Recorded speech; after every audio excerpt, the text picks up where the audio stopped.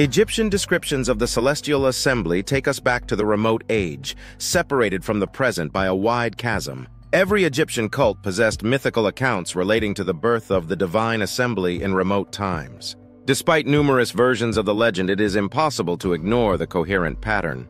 From a study of the numerous fragments, I offer the following reconstruction and interpretation of the myth. In the primordial epic, the creator first appeared in the abyss, alone, wandering without a resting place. "I found no place to stand, I was alone," states the god. After his appearance, the god uttered words, and these utterances possessed a visible form as the keperu, the first things created. "The keperu came forth from my mouth." These visible words flowed from the creator as the waters of chaos, the sea and heaven upon which the creator floated or wandered.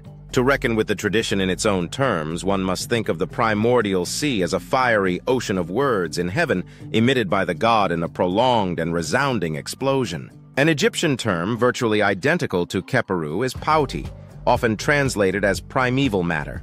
The pauti issued directly from the creator in the form of radiant speech, forming a fiery, watery mass. The creator brought forth this primeval matter and, paradoxically, produced himself in it. "I produced myself from the primeval matter which I made." For a time, the creator wandered in the luminous sea, but eventually came to rest at a point of stability, the cosmic center.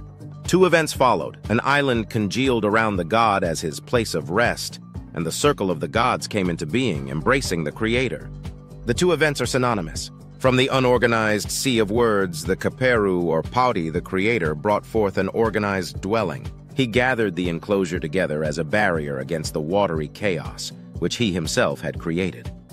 The fiery particles of the newly formed enclosure composed the circle of the gods. That is, the gods stood on the enclosure's edge or border, the shore of the celestial isle.